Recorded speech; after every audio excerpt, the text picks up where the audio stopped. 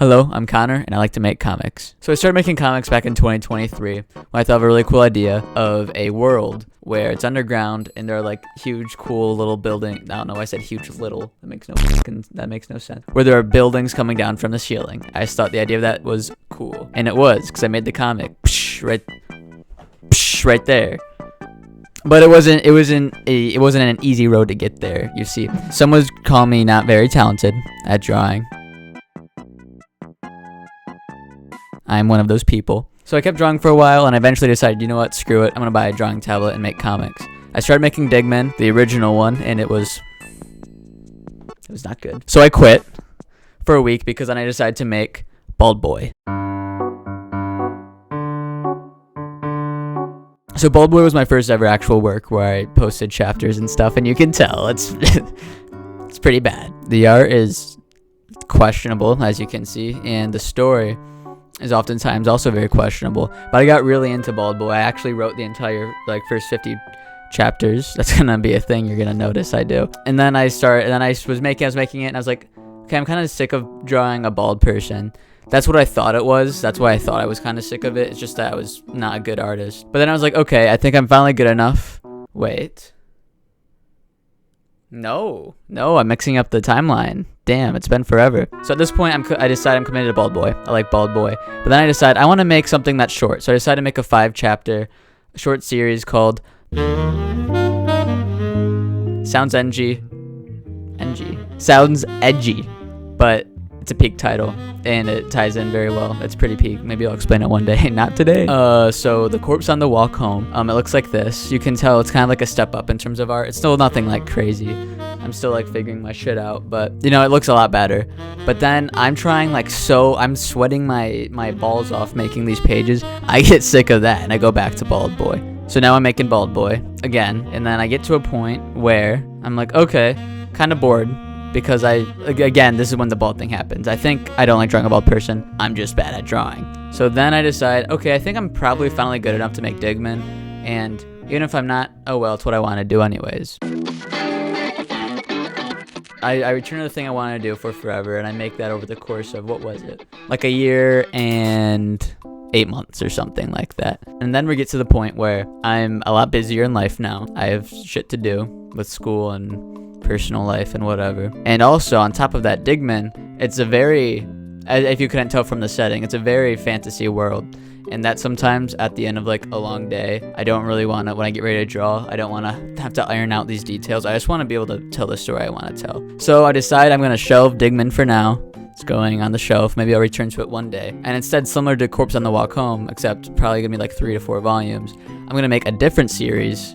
Oh wait, I messed up again. We have to rewind. So while I was making Digman, it was going good. If you asked me at the time if I thought I would finish a volume, I would have told you with 99% certainty yes. But that 1%, that's what gets you.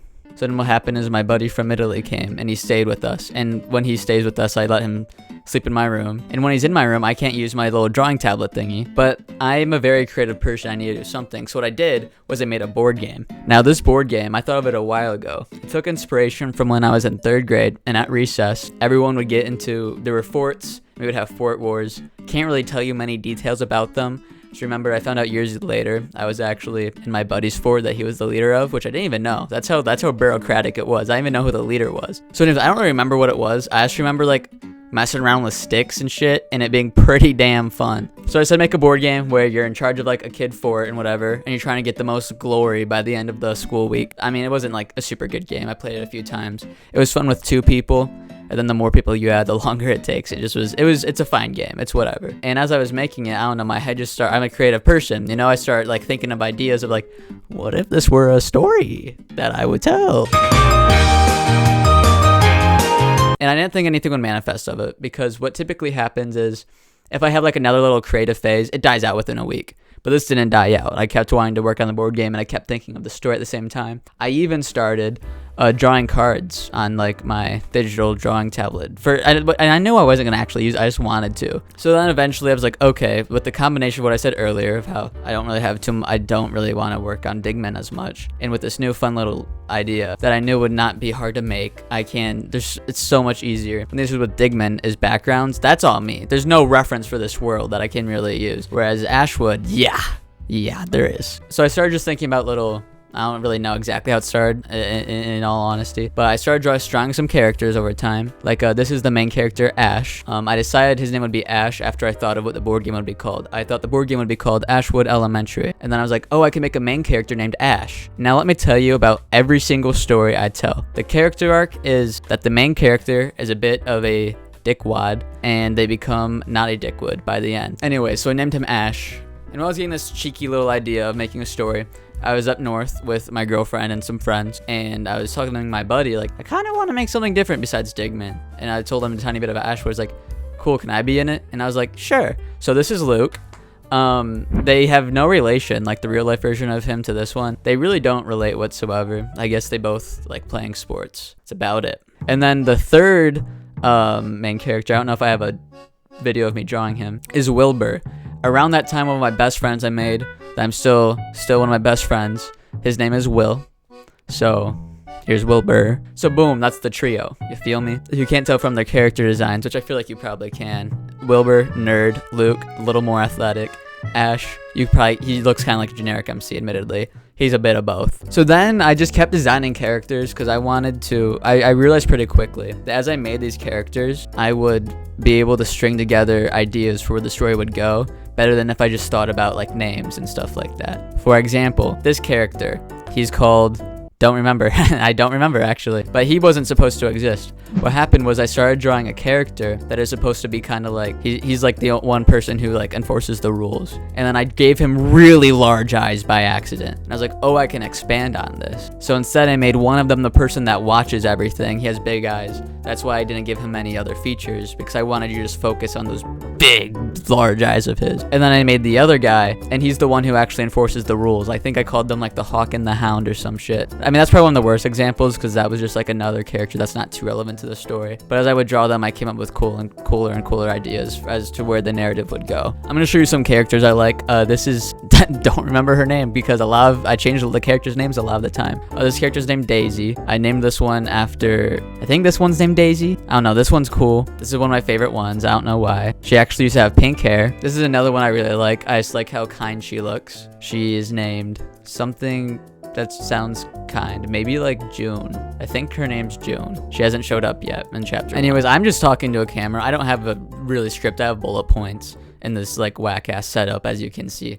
So this was, didn't think I'd talk about any of this, but here we are. That being said, I don't know what to talk about next. Let me see.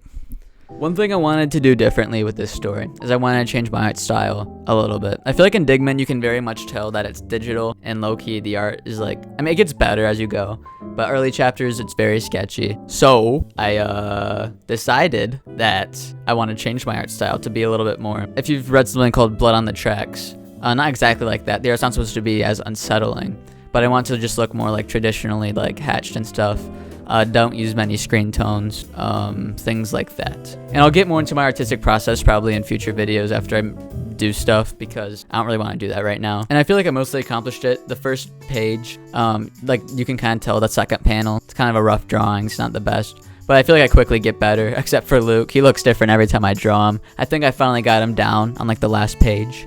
But again, we won't see till I start drawing chapter 2. So I want to change the art style a little bit. I think I did a fairly successful job. I'm pretty happy with how that turned out. And then also for the story, like I said, when I initially started, I still have kind of like funny little scenarios the characters could get in. And I feel like it's important to point out here. I said the board game, it's like the fort's trying to become the strongest. No, like I said, in this, Ash is an egotistical kind of ass. So Ash was suspended the day the fort started.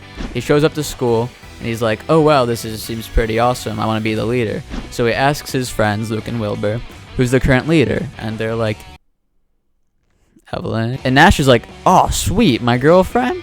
She'll totally make me the leader. And then she says, no. And that she actually broke up with him. And Ash didn't know this. She thought it was implied. And now she's dating someone else. So now Ash is kind of like enemies with his ex-girlfriend who's the leader, and he is kind of like a chump now, and he's trying to rise up the ranks to be the leader, and then he wants to be the greatest fort. But so at first we're starting with him trying to climb up the ranks. He's a mischievous little guy. We'll see what he does. But so as I was thinking of the story, I was like, okay, I want there to be something a little deeper. I started weaving in, I mean, this part was from the beginning, a little mystery plot. I'm not going to tell you what that part of the mystery is. What I will tell you, though, is on top of that, I decided to add like another mystery plot after the first one's resolved. You like learn a little bit more, and you're like, oh, this shit gets deeper. And that still happens. Initially, there was going to be like a little murder mystery thing, too. But I don't really want to do that. I kind of want to leave this a little bit more lighthearted. Still going to be kind of tackle some heavy themes. Also, I just remembered, earlier I said I got really into Bald Boy. I actually wrote the entire first 50 chapters. That's gonna be a thing you're gonna notice I do. For Digman, I wrote 40 chapters ahead of time, and I quit on chapter 7. For me in the 40th chapter and quit on chapter 7. What can I say? So yeah, that's the plot. It's Ash kind of being an asshat to everyone around him, trying to become the leader of the fort because his ego needs that. I think it's not gonna be like the most craziest read of all time. I think it's gonna be a really fun one though. So if you are interested in reading it, I am very much appreciative. The link's down below in the description. Hopefully I can get chapters out kind of fast. They're gonna be all pretty short, like from probably like 8 to 15 pages, I would assume. So yeah, thank you so much for watching this video. If you enjoyed it, I appreciate you hitting subscribe so you don't miss out on newer videos or announcements when I release newest chapters. And that's about it. See ya.